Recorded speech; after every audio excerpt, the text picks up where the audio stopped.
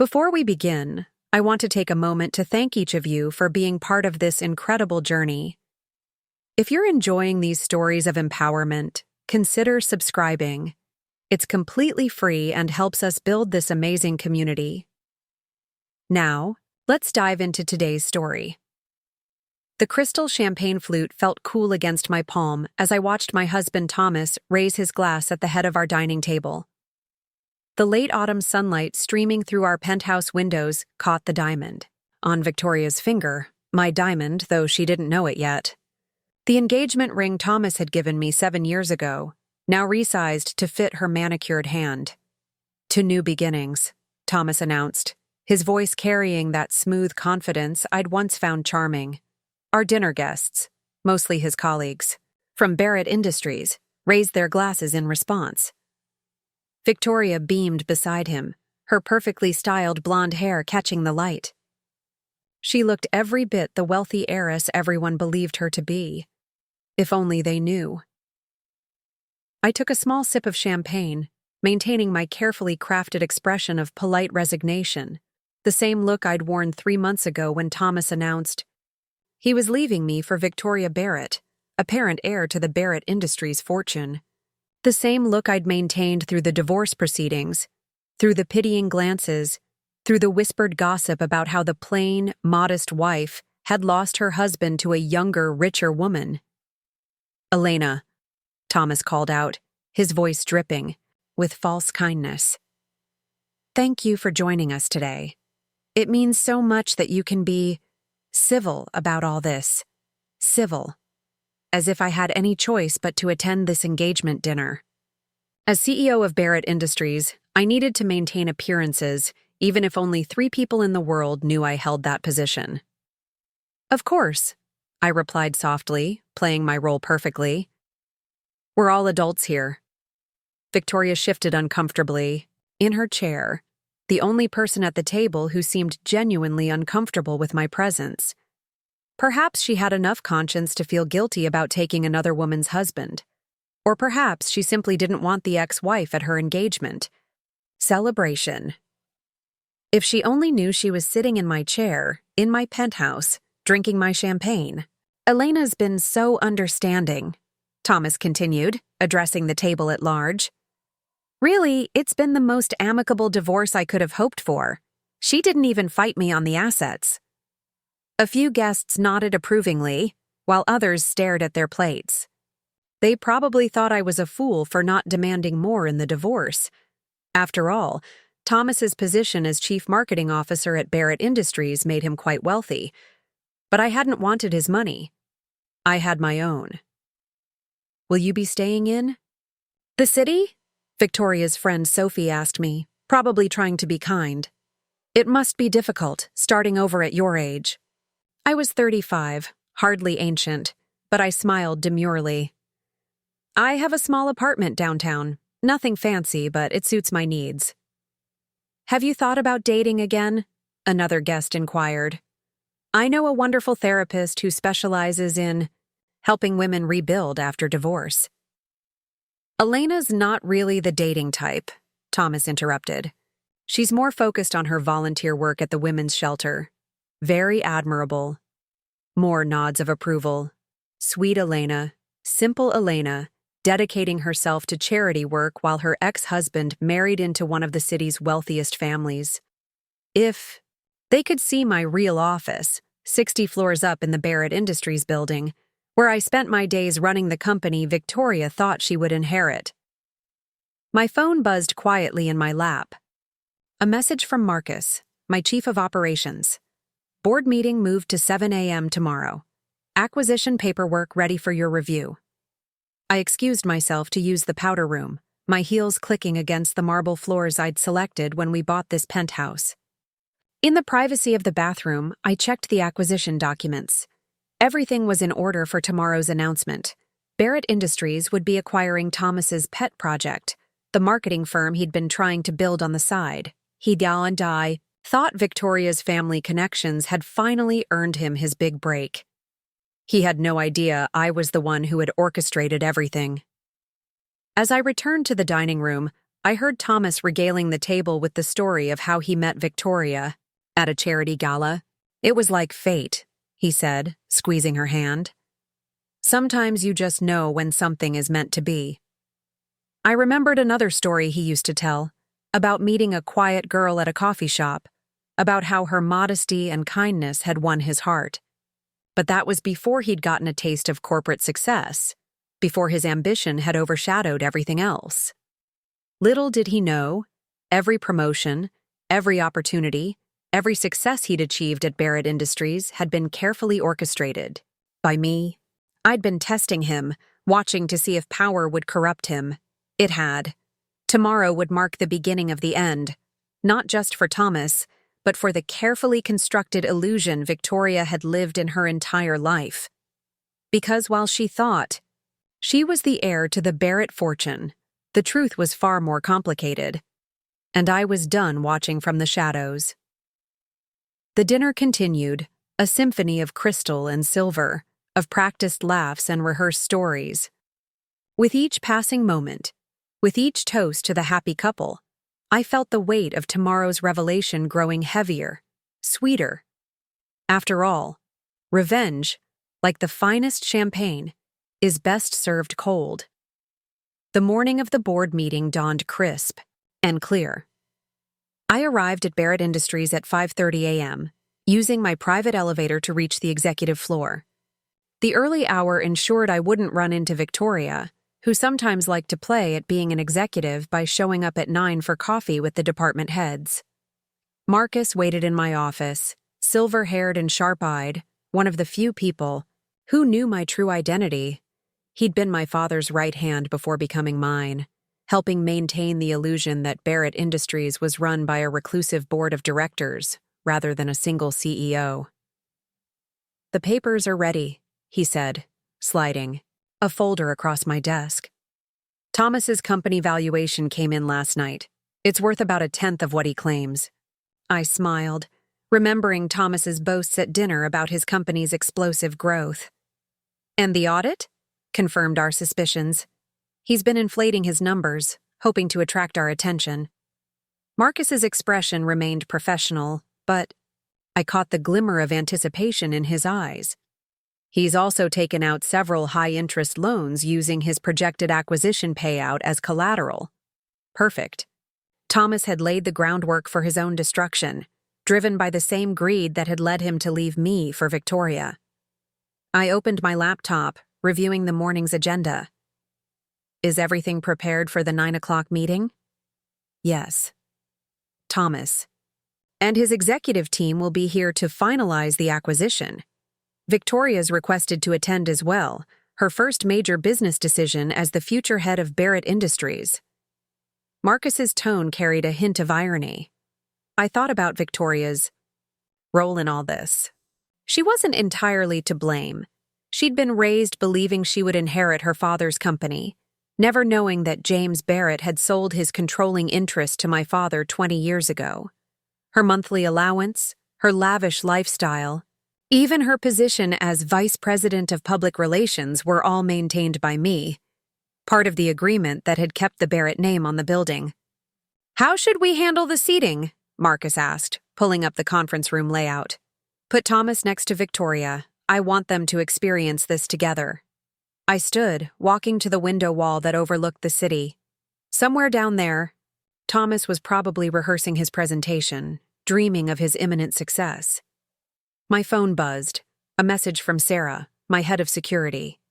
"Mr. Morrison has arrived early, currently in the lobby with his team." "Let's give them the executive welcome," I instructed Marcus. "Full access passes, premium coffee service, the works. Let them feel like they've already won." Marcus nodded, understanding the strategy. In business, like in revenge, it was essential to let your opponents believe they were in control, right until the moment you pulled the rug out from under them. I spent the next hour reviewing the real acquisition documents, not the generous offer Thomas expected, but a hostile takeover that would absorb his company at a fraction of its claimed value. His inflated numbers and fraudulent projections would void any legal protection, leaving him vulnerable to not just financial ruin, but potential criminal charges. At 8:45, Victoria's private elevator chimed. I switched my office to secure mode, walls turning opaque, screens going dark. Through the security feed, I watched her stride into the executive suite, wearing a power suit that had probably cost more than most people's monthly salary. Thomas met her with a kiss, both of them radiating the confidence of people who thought they were about to witness their greatest triumph. If only they knew they were dressed for their own funeral. "Shall we begin?" Marcus asked, gathering the documents. I took one last look at the security feed. Thomas was now holding court in the conference room, charming the junior executives with practiced ease. Victoria sat beside him, playing the role of supportive fiancé and future company heir. "Yes," I replied, slipping on my CEO jacket, perfectly tailored Armani that cost more than Thomas's entire wardrobe. It's time they learned who really controls their fortune. The stage was set. The players were in position, and in exactly 15 minutes, let the game begin. 9 o'clock arrived with the precision of a Swiss watch. I stood in the private antechamber adjacent to the main conference room, listening to the muffled voices through the wall. Marcus had arranged the seating perfectly. Thomas and Victoria. Front and center, their expectations of triumph about to crumble. "The board is ready," Sarah murmured through my earpiece. "Live feeds are active in all regional offices." I checked my reflection in the antechamber's mirror, adjusting my CEO badge, the one I'd never worn in public. For years, I'd conducted board meetings through video calls, my face obscured by strategic lighting and digital filters. Today, everything would change. "Mr. Morrison," I heard Marcus begin through the speakers.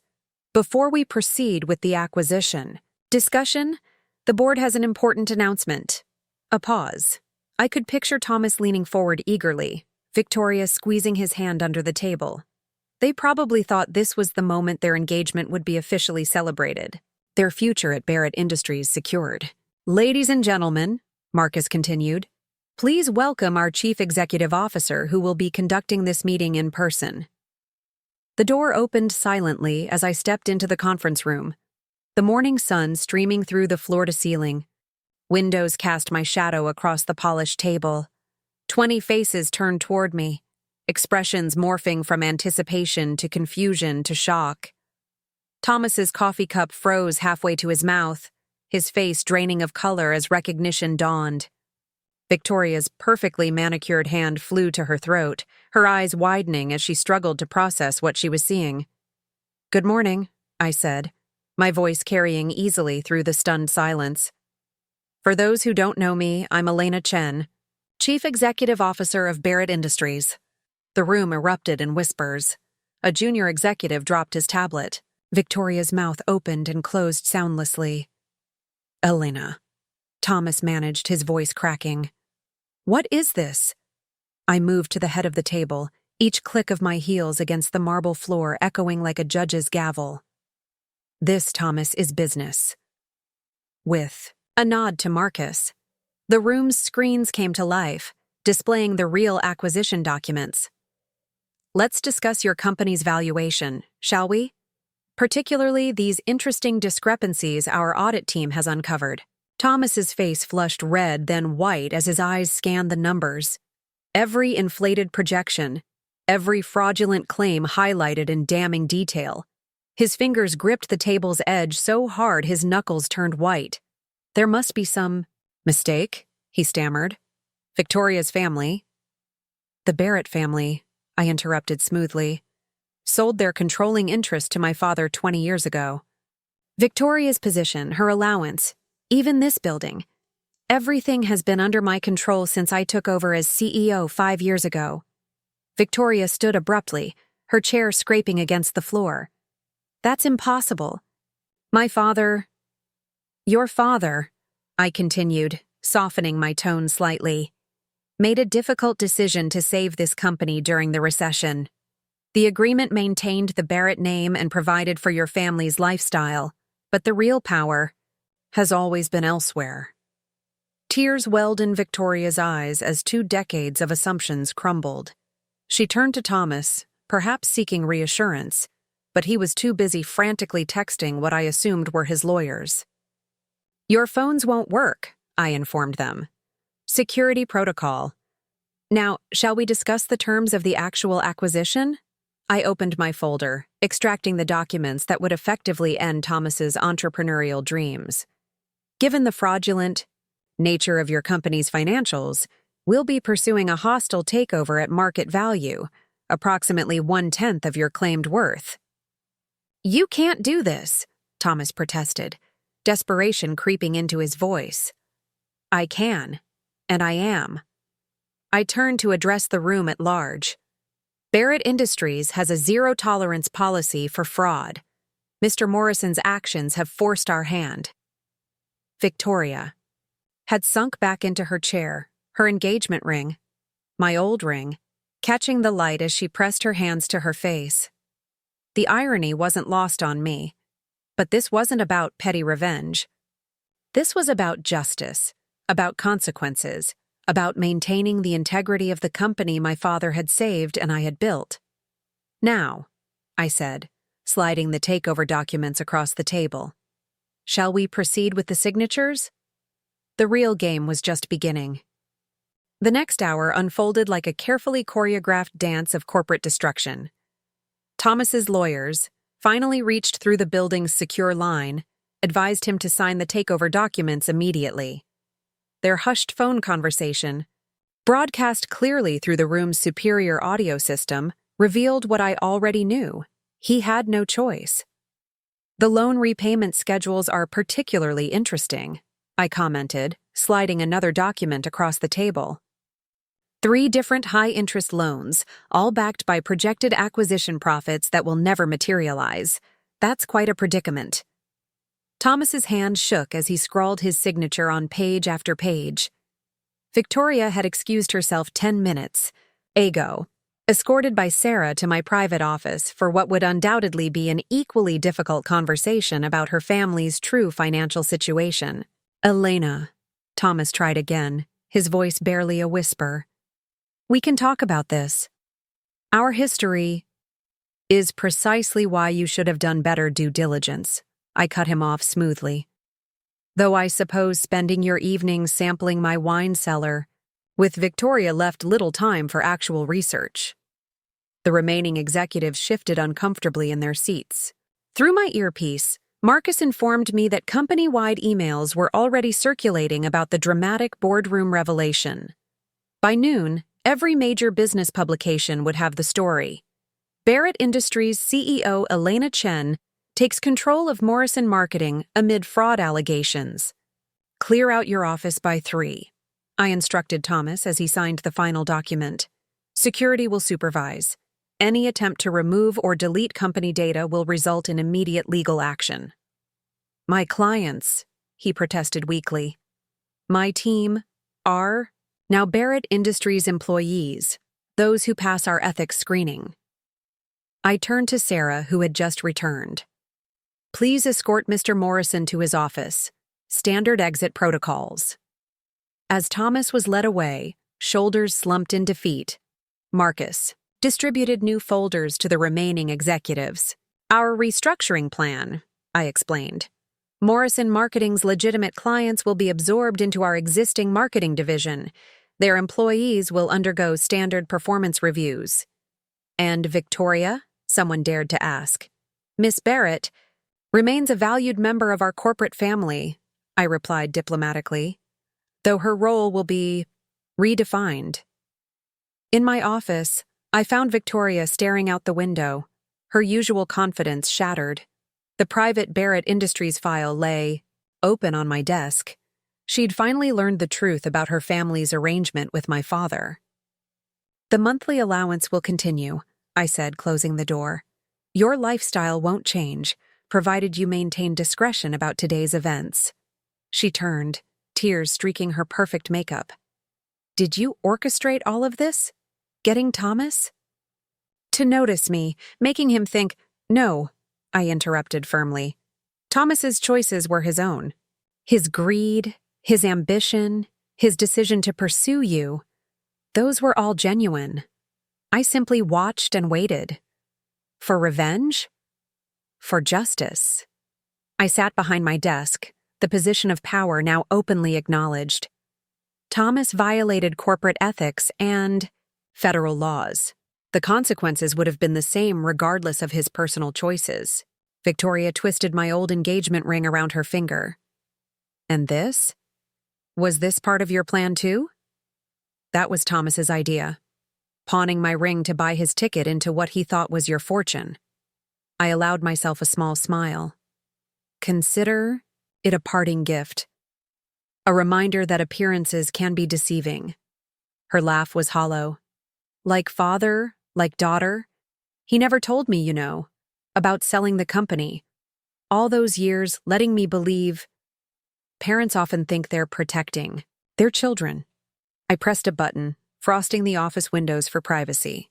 Your position in public relations can continue, but you'll report directly to Marcus now. Real work, real responsibilities. Victoria straightened, a glimmer of her old strength returning. And if I refuse? Then the Barrett name comes off the building, and the true ownership becomes public record. I met her gaze steadily. Your choice. She nodded slowly, understanding the new reality.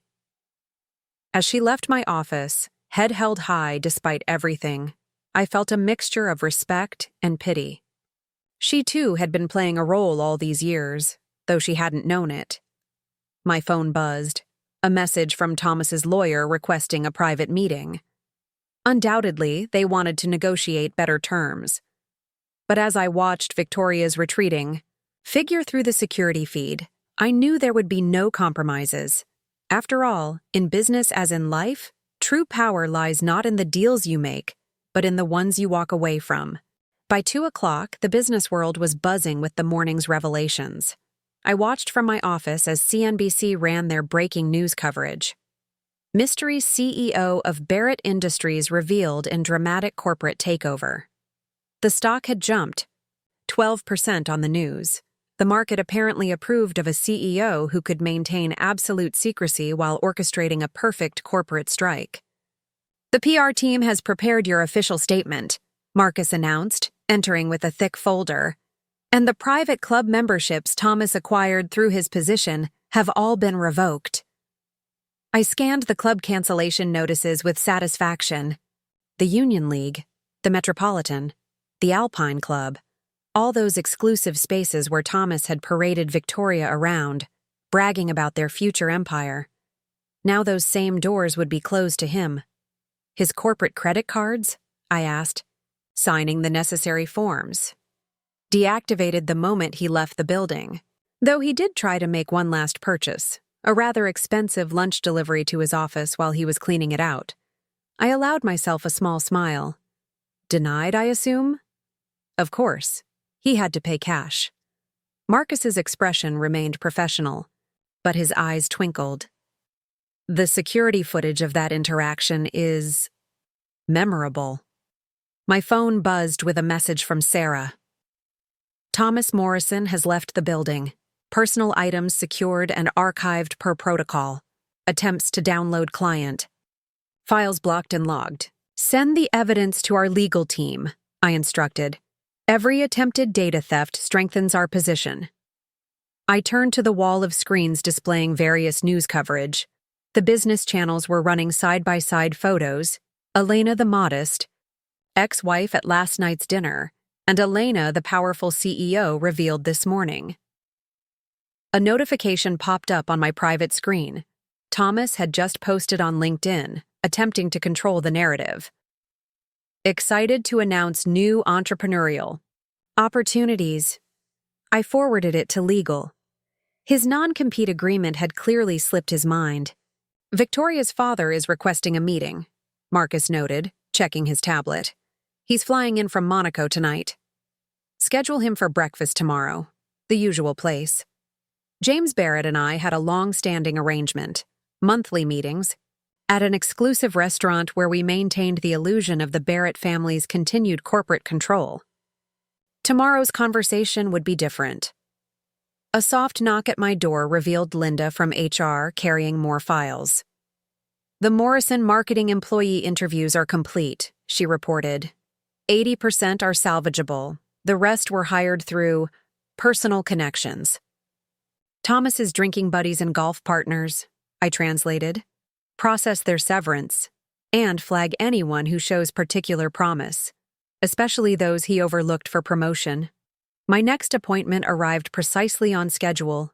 Thomas's former assistant, a sharp-eyed woman named Rachel who had spent years managing his calendar while he took credit for her ideas. "Please, sit," I gestured to the chair across from my desk. "I understand you have a master's degree in digital marketing that Thomas failed to notice?" Rachel straightened, clearly nervous but determined. "Yes, Ms. Chen. I completed it through night classes while working here." "Impressive dedication. We have an opening for digital strategy director. The position reports directly to me." I slid a contract across the desk. "Interested?" The joy that bloomed across her face was genuine. As she left with her new contract, I turned back to the financial reports. Thomas's creditors, sensing blood in the water, had begun calling in his loans. His attempt to leverage the acquisition into personal wealth had backfired spectacularly. "His Porsche has been repossessed," Sarah reported through the intercom.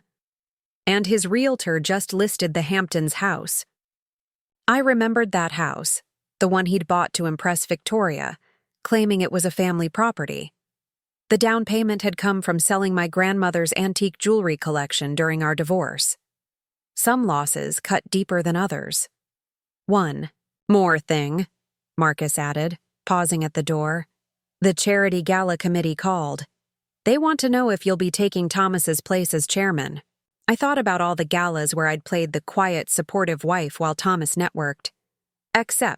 But double the fundraising goal. It's time this company's charitable works reflected its true leadership. After all, real power isn't just about winning, it's about transforming victory into lasting change. The real work was just beginning. The evening settled over the city like a velvet curtain, office lights twinkling like stars against the darkening sky. I stood in my private elevator, descending to the secure parking level where James Barrett would be arriving any minute. He'd insisted on meeting tonight rather than waiting for our scheduled breakfast, his private jet landing at Teterboro just 30 minutes ago. "He's alone," Sarah confirmed through my earpiece. "Though he tried to bring his lawyer. We discouraged that." The parking garage was silent except for the click of my heels against concrete. James Barrett's Mercedes pulled in precisely at 8 p.m., the same car he'd kept from his CEO days, maintained now by my company's expense account. Elena. He emerged from the car, looking older than I remembered. His once dark hair had gone completely silver, his face lined with fresh worry. "We need to talk." "Your daughter already tried that," I replied, leading him to the executive conference room we kept on the secure level. "She's handling the situation better than expected." James sank into a leather chair, looking deflated. 20 years of keeping this secret, only to have it explode because of some fortune-hunting marketing executive. "Thomas was merely the catalyst," I corrected, pouring 2 glasses of the scotch James had always favored. This revelation was inevitable. Victoria deserved to know the truth. "I was protecting her," he protested weakly, accepting the drink. "After the recession nearly destroyed us, your father's buyout saved more than the company. It saved our family's reputation, our lifestyle, while making Barrett Industries more profitable than ever," I finished. "My father understood the value of the Barrett name, just as I do. That's why Victoria's position and allowance will continue." James took a long sip of scotch. "And Thomas? Victoria's devastated about the engagement." "Thomas made his choices. The fraud allegations alone would have ended his career. His personal decisions merely determined the timing." Through my tablet, I pulled up the latest financial reports. Barrett Industries stock had closed up 15%, adding billions to our market cap. The business world loved a well-executed power play. "The board wants to remove the Barrett name," I informed him, watching his face fall further. They think it's time to rebrand given the circumstances. You can't, he whispered. The agreement with your father is with me now, I reminded him, and I'm willing to maintain it, with some adjustments. Victoria will take a real role in the company, learning the business from the ground up. No more figurehead positions. Relief flooded his features. She's smarter than people realize. Given the chance, she'll earn her place, I agreed. Unlike Thomas, who tried to steal his. My phone buzzed with an update from Marcus. Thomas's attempt to access his frozen corporate accounts had triggered our security protocols. His passwords were now permanently revoked. There's something else, James said, pulling out an envelope. Thomas contacted me an hour ago. He's threatening to go public with the whole story. The secret buyout, the fake Barrett fortune, everything. I accepted the envelope, already knowing what we'd find inside. Our surveillance had caught Thomas's desperate email to James hours ago. Let him, I replied calmly. Every major business publication already has the real story, embargoed for tomorrow's news cycle. Barrett Industries reveals 20-year strategic partnership with founding family. Focus on innovation, growth, and mentoring next-generation leadership. James stared at me, understanding dawning in his eyes. You're not just managing the crisis. You're transforming it into an advantage. Crisis management is about controlling the narrative, I explained, remembering lessons learned at my father's knee. Tomorrow, Barrett Industries will be hailed for its long-term strategic thinking. Victoria will be positioned as an emerging leader, mentored by an experienced CEO, and Thomas will be revealed as a fraud who tried to manipulate his way into corporate power, James finished, a hint of admiration creeping into his voice. My phone buzzed again. Thomas had just received the press embargo notification. His lawyer's response was immediate.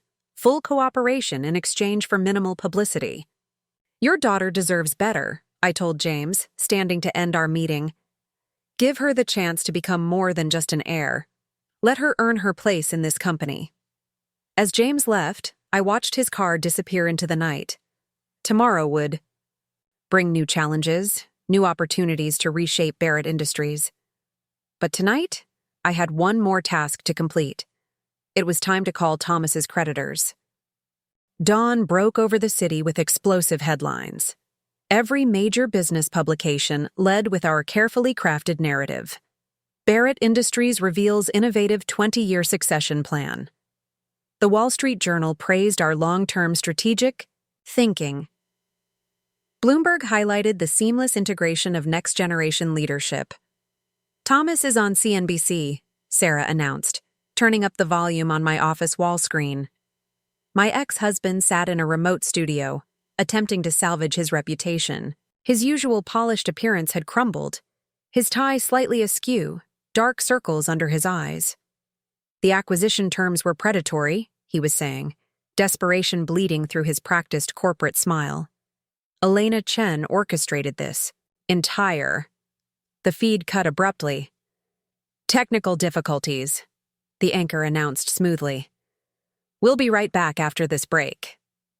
Remarkable timing, I commented to Marcus, who was reviewing the morning's social media analytics. Almost as if someone noticed their broadcast delay wasn't properly calibrated. Indeed, he replied dryly. In related news, CNBC's parent company just received an invitation to bid on Barrett Industries' new media contract. My private line rang. Thomas's biggest creditor, Meridian Capital. Ms. Chen? About Mr. Morrison's outstanding loans? Secure. Your interests immediately, I advised, examining my perfectly manicured nails. I've seen the real numbers. You're not the only one he borrowed from. The resulting domino effect took less than an hour. 3 banks called in their loans simultaneously. Thomas's remaining assets were frozen. The Hamptons house, already listed for sale, was now under court order. Victoria's doing well, Sarah reported, bringing in the mid-morning briefing. Her first real marketing meeting just ended? The team was impressed by her actual insights once she stopped playing the role of privileged heir. I nodded, genuinely pleased. Victoria's transformation from decorative figurehead to serious executive would be good for the company and for her. Mr. Morrison's former clients are calling, Marcus added. Apparently, he's been reaching out, claiming he can offer better rates through a new venture. Send them the non-compete documentation, I instructed, and forward his violation attempts. To legal. My screen flashed with an urgent message. Thomas had just arrived in the building lobby, demanding to see me. The security feed showed him disheveled, clutching a manila envelope. Let him up, I decided. Full security protocol. 10 minutes later, Thomas burst into my office, flanked by 2 guards. You've destroyed everything, he snarled, throwing the envelope on my desk. But I have proof. Emails showing how you manipulated company decisions, recordings of your secret meetings. You mean evidence that I was actively running my company? I opened the envelope, scanning its contents. How shocking. The world needs to know how you operated in secret, using the Barrett name. You mean how I maintained a successful 20-year partnership that quadrupled the company's value? I sorted the papers methodically. These will make excellent additions to tomorrow's Business Week feature. Elena Chen, The Art of Strategic Leadership. Thomas deflated slightly, his ammunition turning to ash. The loans. They're calling them all in. I'll lose everything. Much like you planned for me? I met his gaze steadily. When you liquidated our joint accounts before asking for divorce? When you sold my grandmother's jewelry to buy a house? For Victoria? I never meant to get caught. I pressed a button, and Sarah entered with a new set of documents. These are from your creditors. They're willing to restructure your loans, give you a chance to salvage something. Hope flickered in his eyes, quickly replaced by suspicion. Why would you help me? Because watching you struggle to repay legitimate debts over the next decade will be far more satisfying than watching you declare bankruptcy today. I gestured to the papers. Your choice. As Thomas signed the restructured loan agreements, effectively committing himself to years of financial servitude, my phone buzzed with another update. Our stock had jumped another 8%. The business world apparently appreciated a leader who could balance strategic ruthlessness with measured mercy. One last thing, I said, as Thomas turned to leave, broken but not completely destroyed. Victoria's engagement ring, my grandmother's ring. I'd like it back. Sometimes the smallest victories are the sweetest, and I had plans for that ring. Late afternoon sun streamed through my office windows as I examined my grandmother's ring, now safely returned to its rightful owner. The antique diamond caught the light, casting prism patterns across my desk. Sarah had just finished sanitizing it. Victoria had surrendered it without protest, perhaps understanding its true significance. The Thompson Group is here, Marcus announced through the intercom. All 6 board members. Perfect timing. Barrett Industries' largest client had scheduled an emergency meeting after the morning's revelations. They'd been Thomas's primary account, drawn in by his promises of special treatment through his supposed Barrett family connections. Send them in, I instructed, slipping the ring into its vintage box. Time to convert another crisis into opportunity. The Thompson executives filed, and led by their CEO, Richard Thompson, a man who had spent the last year believing Thomas would be his link to the Barrett fortune. His face betrayed nothing, but his slightly loosened tie suggested discomfort. Ms. Chen, he began, taking a seat. Today's news was unexpected. Was it? I pulled up their account history on my screen. Your company has enjoyed preferential pricing for the past year, Mr. Thompson. Surely you wondered about the sustainability of those rates. He shifted uncomfortably.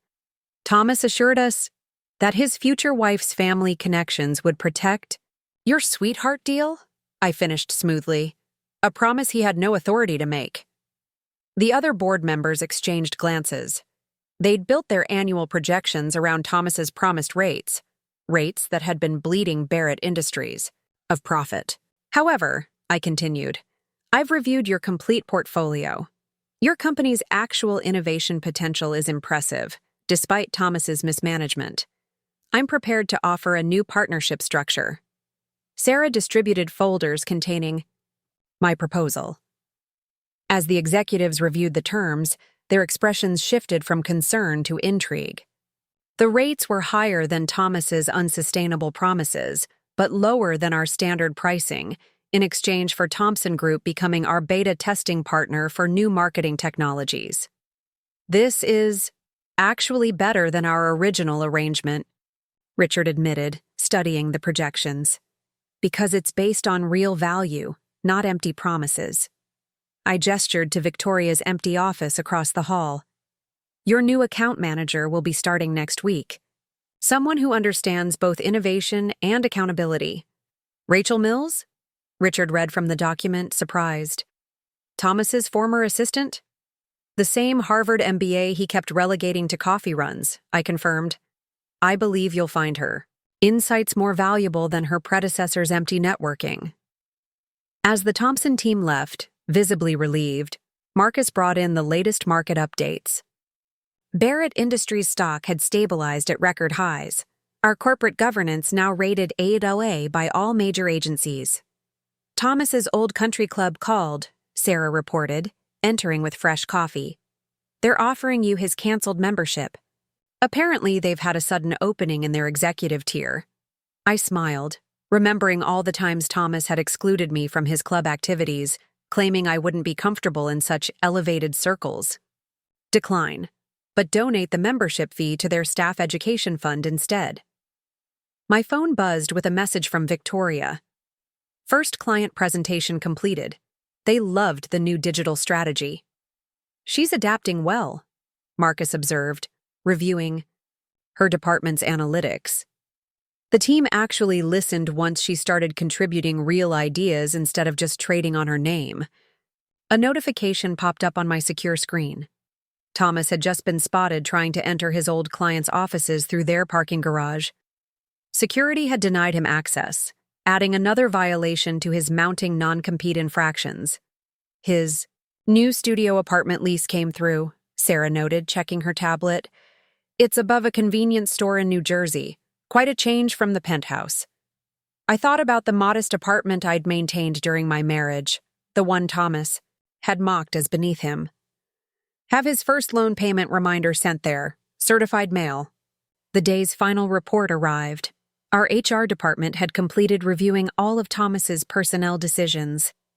Dozens of qualified candidates he'd dismissed for not fitting his executive image were being contacted for new interviews. The charity gala committee sent over their proposed guest list, Marcus mentioned. They've seated Thomas at the singles table in the back kitchen. Adjust the seating, I instructed, surprising them both. Put him at the main table where he can watch everything he lost. Sometimes the best revenge isn't about exclusion. It's about forcing them to witness what they could have had. The Metropolitan Museum's grand ballroom sparkled with old money and new power. As chairwoman of this year's charity gala, I'd transformed the annual event from a simple fundraiser into a showcase of corporate responsibility. The guest list had been curated with surgical precision. Every major player in New York's business world, every influential board member, and one very uncomfortable ex-husband. Thomas just arrived, Sarah murmured through my discreet earpiece. He's wearing his backup tuxedo. The good one was apparently repossessed with his other luxury items. I surveyed the room from my position near the main stage. Thomas stood awkwardly, at the bar, nursing a drink he could barely afford. The other executives, once his eager drinking companions, now gave him a wide berth. Amazing how quickly social circles collapse when the illusion of power vanishes. Victoria's making quite an impression, Marcus observed, appearing at my elbow with updated donation figures. Indeed, my former rival was working the room with newfound authenticity, discussing actual marketing strategies instead of flaunting her supposed inheritance. The Richardson Group seems particularly interested in her digital expansion proposal. He continued. Their CEO asked for a meeting next week. I watched Victoria navigate a cluster of tech investors, her genuine knowledge now shining through the polished exterior. Schedule it, but make sure Rachel attends as well. They work best as a team. The evening's first surprise arrived in the IB form of James Barrett, making his first public appearance since the revelations. He moved through the crowd with practiced ease, though his smile seemed more genuine than I remembered. Elena? He greeted me warmly, playing his role perfectly. The transition plan announcement was masterful. The business press can't stop praising our long-term vision. The market rewards strategic thinking, I replied, noting how Thomas had shifted uncomfortably at the sight of his former almost father-in-law. Speaking of which, your daughter's new marketing initiative has attracted attention. James beamed with real pride. She called me yesterday, excited about some blockchain integration concept. I barely understood half of what she said, but she's finally finding her own path, I finished. Sometimes losing an illusion is the first step to discovering reality. The evening's program began with my welcome speech. Standing at the podium, I could feel Thomas's gaze burning into me as I announced Barrett Industries' unprecedented $10 million donation to STEM education for underprivileged women. Success brings responsibility, I told the assembled elite. Not just to our shareholders, but to future generations of innovators and leaders. The applause was genuine, the subsequent donation pledges substantial. Throughout the evening, I moved through the crowd with calculated grace, watching the subtle power plays unfold. Thomas attempted to approach several of his former clients, only to be smoothly intercepted by our security team. His last potential investor just declined, Sarah reported. Apparently, his new stealth startup isn't quite as appealing without the Barrett connection. A commotion near the dessert station drew my attention. Thomas, clearly having overindulged in the free champagne, was attempting to pitch some new venture to a group of clearly uncomfortable venture capitalists. Handle it, I instructed Marcus. Quietly. Within minutes, Thomas found himself guided to a quiet anteroom by two discreet security officers. Through the surveillance feed, I watched him slump into a chair, his false bravado finally cracking. Your car is ready, Mr. Morrison, one guard informed him professionally. Perhaps it's best to call it a night. Victoria approached me as Thomas was being escorted out, her expression thoughtful. That could have been me, she said softly, still playing pretend, living on borrowed power. But it's not, I reminded her. You chose to learn, to grow, to earn your place. She fingered the business card the Richardson Group's CEO had pressed into her hand. Thank you, for not destroying me along with him. You were never the target, I assured her, just caught in the crossfire of his ambition. As the gala wound down, I reviewed the evening's successes. New partnerships formed, charitable initiatives launched, and one final lesson delivered. Thomas's humiliation had been complete but subtle, exactly as planned. After all, true power doesn't need to shout. It simply arranges the perfect circumstances for truth to emerge on its own. The morning after the gala brought unexpected developments. I arrived at my office to find Marcus waiting with an unusual report. Overnight, Thomas had attempted to access our corporate servers from an internet cafe in New Jersey. He was trying to download his old client list, Marcus explained, sliding the cybersecurity report across my desk. But he triggered our honeypot system instead. What did he actually access? I asked, though I already knew the answer. Our IT team had prepared for this eventuality months ago. Fabricated files suggesting Barrett Industries is planning to divest its marketing division. He's already reached out to 3 venture capital firms, pitching himself as the perfect person to acquire it. I smiled, remembering how Thomas had always underestimated our technical capabilities. Let him run with it. The more resources he wastes chasing phantom opportunities, the better. Sarah entered with the morning's market briefing and a curious expression. "You'll want to see this," she said, pulling up a video on the main screen. It was security footage from Thomas's new apartment building, showing him engaged in an animated conversation with none other than Peter Maxwell, my father's old rival. "Maxwell Enterprises," I mused, watching the interaction. "They've been trying to get a foothold in our market for years. Thomas thinks he's found an ally." "Should we be concerned?" Marcus asked, already pulling up Maxwell's company profile. "On DQ. The contrary." I opened my secure files, retrieving documents I'd prepared years ago. Peter Maxwell never forgave my father for outmaneuvering him during the Barrett acquisition. Now he thinks he's found a weapon to use against us. The morning unfolded with precision as reports flowed in. Thomas and Maxwell had been spotted having breakfast at an upscale restaurant, Maxwell paying, of course. They'd spent 2 hours together, Thomas gesturing enthusiastically while Maxwell took notes. "Victoria's morning meeting with the Richardson Group went exceptionally well," Sarah reported, changing topics. "They're impressed with her blockchain integration proposal. Real impressed, not just politically impressed." I reviewed Victoria's presentation materials, noting how she'd transformed from someone playing at business to a genuine innovator. "Schedule a board review for her proposal. It's time she presented directly to the top." My private line rang, James Barrett, calling from his Monaco estate. "Elena, I just heard from Peter Maxwell. He's trying to verify some claims Thomas made about our company structure." "Let me guess. Thomas suggested the Barrett family might be interested in regaining control?" James's laugh was genuine. "Maxwell offered to help restore the natural order of the company. He thinks he's found our weak spot." "Perfect." I pulled up our contingency plans. Maintain ambiguity. Let Maxwell believe there's family discord he can exploit. By midday, the trap was set. Maxwell Enterprises had scheduled a press conference for the following week, presumably to announce some sort of hostile action against Barrett Industries. Thomas had been spotted buying a new suit, on credit, naturally. The venture capital. "Firms are playing along beautifully," Marcus noted, reviewing their responses to Thomas's pitch. "They're stringing him along, making him think they're interested in his imaginary divestment opportunity." "How much has he spent preparing his proposal?" I asked, genuinely curious about the depth of his desperation.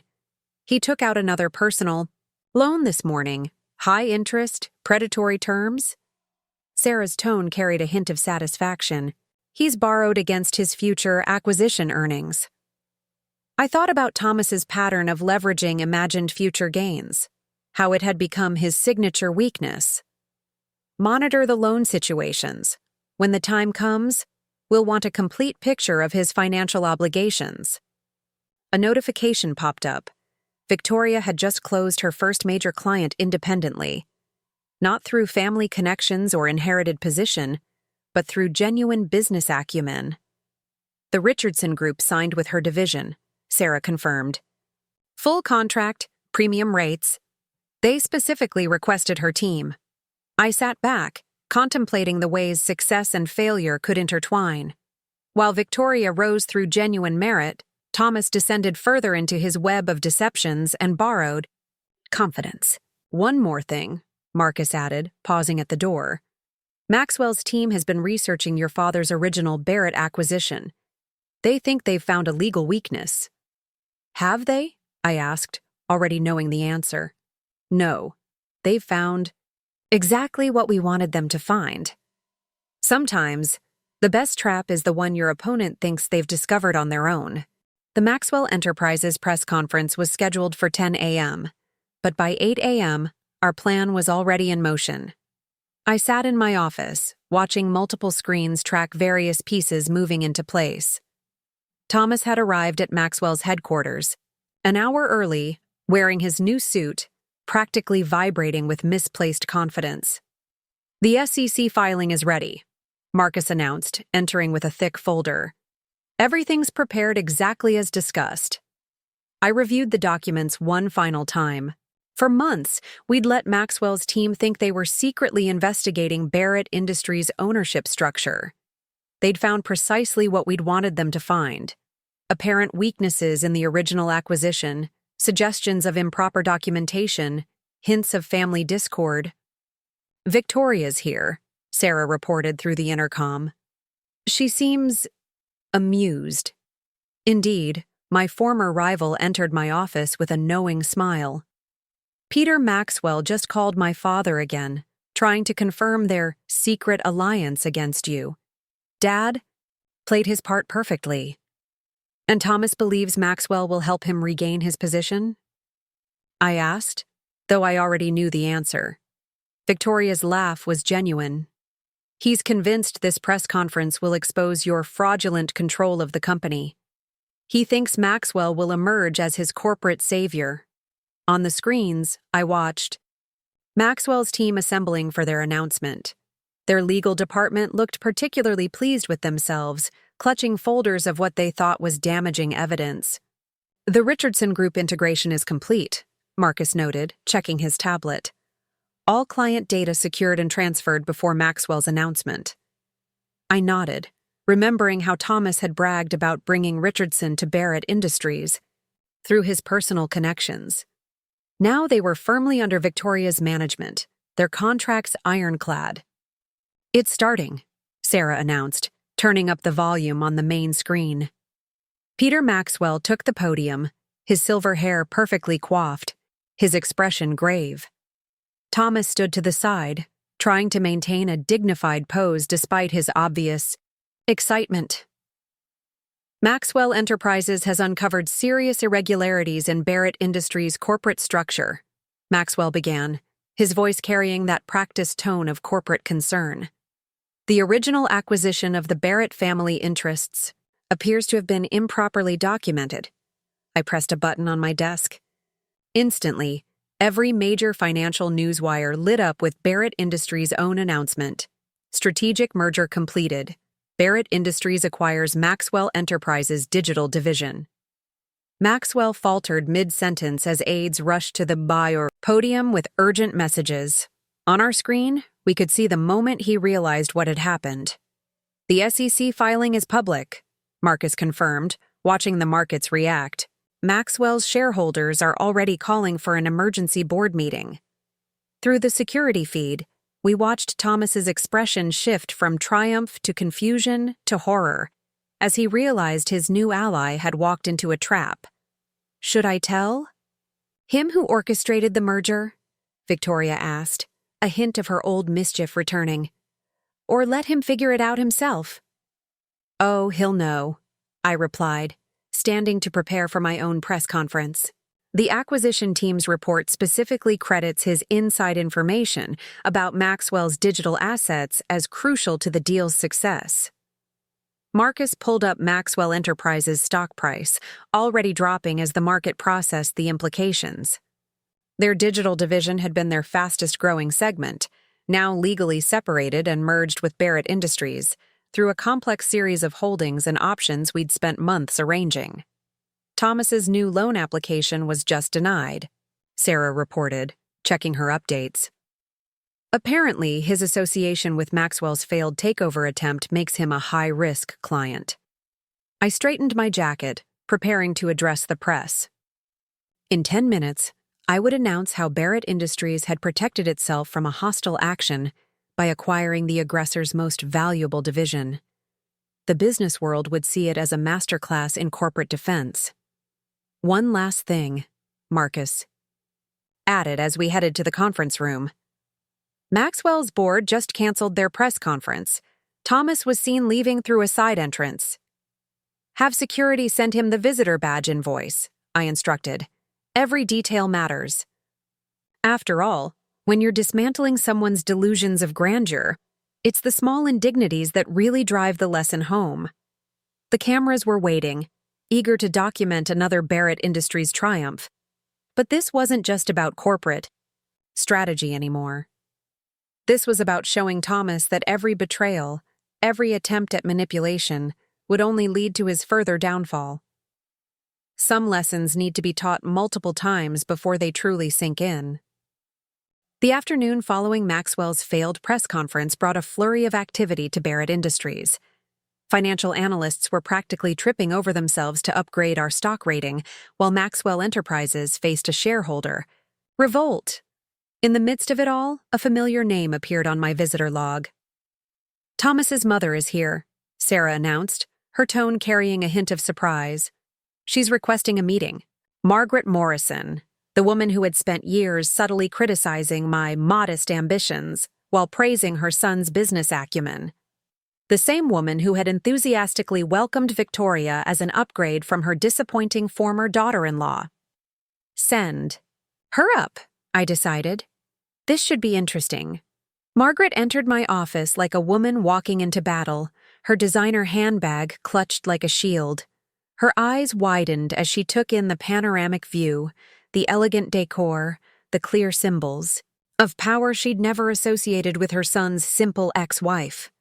"Elena," she began, then faltered, clearly struggling with the shift in dynamics. I need to discuss Thomas." "Of course," I gestured to a chair. "How is he handling his latest setback?" She flinched at my directness. "He's staying with me. Now." "The apartment, well, after this morning's events." "His landlord discovered his connection to the Maxwell debacle and revoked his lease," I finished, consulting my screen.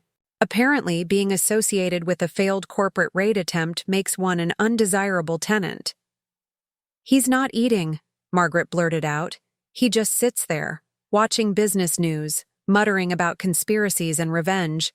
This morning, he tried to contact James Barrett again. Through a fake email account, yes." I pulled up the security report. Our systems intercepted it. Tears welled in Margaret's carefully made-up eyes. "What do you want from him? Haven't you taken enough?" "I haven't taken anything, Margaret. Every loss your son has suffered has been a direct result of his own choices and actions." I slid a folder across the desk. "But since you're here, you should know about these." She opened the folder, gasping as she recognized loan documents bearing Thomas's signature. "These interest rates, these terms, are predatory, yes. He's borrowed nearly $2 million in the past month, using increasingly desperate methods to secure funding. Each loan was tied to his imagined future success." "Oh God," Margaret whispered, the full scope of her son's situation finally dawning on her. "His trust fund is gone," I confirmed. "Spent on maintaining appearances and chasing impossible schemes. But I have a proposition for you." Sarah entered silently, placing a new set of documents on my desk.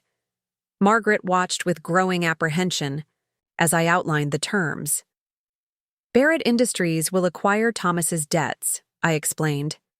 "In exchange, he agrees to undergo financial counseling, accept a position with one of our smaller subsidiaries in Denver, and most importantly, sign an ironclad agreement to cease all attempts at corporate maneuvering." "Denver?" Margaret's voice cracked. "But his whole life is here." "His whole illusion is here," I corrected gently. "This is an opportunity for a fresh start, Margaret. A real one, without the burden of crushing debt or the temptation of quick fixes." Through my office windows, I could see Victoria leading a client meeting in the conference room across the atrium. She caught my eye and nodded respectfully. Another woman who had chosen reality over illusion. "Why would you help him?" Margaret asked, clutching the proposal. "After everything—" "Because success isn't just about winning," I replied, remembering my father's words. "It's about knowing when victory is complete enough that mercy becomes possible." As Margaret left with the documents, Marcus entered with fresh market updates. Barrett Industries stock had closed at an all-time high, while Maxwell Enterprises was facing a board revolt. "Thomas has until tomorrow to decide," I informed him. "After that, the offer expires, and his creditors can proceed with collections." Sometimes, the most effective revenge isn't about destruction. It's about offering a path to redemption so humble that accepting it becomes its own punishment. The choice would be his, just like every choice that had led him here. The deadline for Thomas's decision arrived with the morning sun. I stood in my office watching dawn break over the city skyline when Sarah entered with news I'd been expecting. Thomas signed the agreement at 3 a.m., she reported, placing the documents on my desk. His mother drove him to the lawyer's office herself. Apparently, she refused to leave until he completed every signature. I reviewed the paperwork, extensive provisions for debt restructuring, relocation to Denver, mandatory financial counseling, and most importantly, a comprehensive non-interference agreement. Thomas had signed every page, his once confident signature, now shaky and diminished. His flight to Denver is booked for tomorrow morning, Marcus added, entering with the travel itinerary. We've arranged everything: apartment, basic furnishings, position at Western Digital Solutions. He'll start as a junior account manager. The irony wasn't lost on me.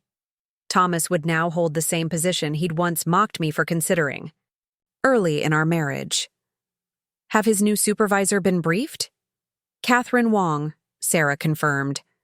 She's tough, but fair. Understands the situation completely. No special treatment, but no undue harassment either. A notification popped up on my screen, Victoria requesting a moment of my time. She entered carrying a sleek presentation folder, but her expression suggested this wasn't about business. I just heard about Thomas's decision, she said, taking a seat. Mom called. She's relieved, actually. Said it's the first sensible choice he's made in years. I studied the woman who had once been my unwitting rival. Your mother's always been more perceptive than people realize. How is she handling the Maxwell fallout? Better than expected. She's focusing on our educational foundation. Actually doing the charitable work she used to just pose for photos about. Victoria smiled wryly. Turns out having your illusions shattered can be surprisingly liberating. My phone buzzed, a message from James Barrett. Maxwell Enterprises board had just voted to accept our terms for acquiring their remaining digital assets. Peter Maxwell's attempt to exploit Thomas's vendetta had cost him his company's most valuable division and, ultimately, his CEO position. The board Richardson Group integration team needs final approval, Marcus reminded me, pulling up the relevant documents. They're eager to begin the blockchain implementation Victoria proposed. As I reviewed the contracts, Sarah monitored Thomas's preparations. For departure, his mother had hired movers to pack his remaining possessions, a task that took far less time than anyone expected. Amazing how quickly a life built on illusions could be condensed into a few boxes. One unusual request, Sarah noted, checking. Her tablet. He asked to keep a photo from our corporate archives, the old marketing team picture from his first year here. I remembered that photo. Thomas, newly hired and genuinely enthusiastic, before ambition and greed had corrupted his potential. Allow it. Sometimes a reminder of what you once were can guide what you might become. Victoria placed her presentation folder on my desk. Before I forget, the proposal for expanding our digital literacy program, not just for show anymore. Real initiatives, real impact. I opened the folder, noting how her business plans had evolved from superficial presentations to substantive strategies. The board meets Thursday. Lead with the ROI data. They respond well to social responsibility backed by solid numbers. A final alert appeared. Thomas's company credit cards, building access, and email accounts had been deactivated. By this time, tomorrow, he would be on a plane to Denver, starting a new life stripped of pretense and privilege. His mother sent a thank you note, Sarah mentioned softly, for giving him a chance to rebuild. I thought about choices and consequences, about the fine line between justice and vengeance. Sometimes the kindest cut is the one that forces you to finally face yourself. Through my window, I could see the city awakening, unknowing and uncaring, about the small dramas playing out in its towers of glass and steel. Somewhere out there, Thomas was preparing for a humbler life. Victoria was growing into her authentic power, and the business world was adjusting to the revelation of quiet strength. After all, true victory isn't measured in the moment of triumph, but in the lasting changes it leaves behind. 6 months after Thomas's departure to Denver, I stood in my office reviewing the quarterly reports. Barrett Industries had not only absorbed Maxwell's digital division successfully, but had transformed it into our fastest-growing segment. The Richardson Group contract, under Victoria's management, had exceeded all projections. Thomas's first performance review arrived from Denver, Sarah announced, placing a folder on my desk. Catherine Wong's assessment is interesting. I scanned the report. Thomas had started rough, struggling with the humility required for a junior position. But something had shifted in month 3. His natural talent for relationship building, stripped of artificial pretense, had begun to emerge. He's actually doing the work, I noted, surprised by the genuine praise in his supervisor's comments. No shortcuts, no manipulation attempts. His mandatory financial counseling sessions show similar progress, Marcus added, pulling up the compliance reports. He's living within his means for the first time in his adult life. A notification popped up, Victoria requesting a video conference from London, where she was overseeing the European expansion of our digital initiatives. Her image appeared on my screen, poised and professional in a way that had nothing to do with her former artificial polish. Elena, the Oxford partnership is confirmed, she reported, her excitement genuine. They want to integrate our blockchain education platform across their business school curriculum. I thought about how far she'd come from the woman who had once thought her only value lay in her family name. Schedule a board presentation for your return. This could be a global game changer. My private line rang, James Barrett calling from his new office at the charitable foundation he now ran with his wife. Their focus on corporate ethics and sustainable business practices had earned genuine respect in the industry. Elena, he greeted warmly. The foundation's annual report just came in. Your quiet contributions have helped us fund educational opportunities for over 1,000 students. I smiled, remembering my father's words about the responsibility that comes with power. Success means nothing if we don't use it to elevate others. Sarah entered with the afternoon briefing. The business press had finally stopped running stories about Barrett Industries' dramatic leadership revelation. Instead, they were focusing on our innovative corporate governance model and groundbreaking digital initiatives. Thomas's mother sent this, she said, placing an envelope on my desk. Inside was a simple thank you card and a recent photo. Thomas at a Denver soup kitchen, serving meals alongside his co-workers, his smile small but genuine. His last loan payment cleared, Marcus noted. He's officially debt-free. Catherine reports he celebrated by taking his team to lunch, at a modest diner within his budget. I thought about the man I had married, the one who had lost himself, to ambition and illusion. Perhaps this humbler version was closer to his true self. The charity gala committee called, Sarah mentioned. They're planning a tribute to your father's business legacy. They'd like you to deliver the keynote. I picked up my grandmother's ring from its place on my desk, the one Thomas had pawned, the one Victoria had returned. Its diamond caught the late afternoon sun, casting fragments of light across my success. Have the ring redesigned? I instructed Sarah. Something modern but incorporating the original stone. It's time for new traditions. Through my window, I could see the city stretching toward the horizon. Somewhere out there, Thomas was learning to live authentically. Victoria was building a legacy of her own. The Barretts were finding purpose in philanthropy. And I had stepped fully into my power, no longer hidden behind masks or shadows. The business world had adjusted to the revelation of quiet strength, learning that true authority doesn't need to announce itself to be felt. One last thing, Marcus said, pausing at the door. The business school called. They'd like you to give a guest lecture on corporate leadership. I smiled, thinking of all the lessons learned and taught. Title the lecture, Power and Patience, The Art of Strategic Leadership. After all, the best revenge isn't about destruction. It's about transformation. Sometimes the quietest person in the room isn't just the most powerful. They're the one most capable of changing everything. The end.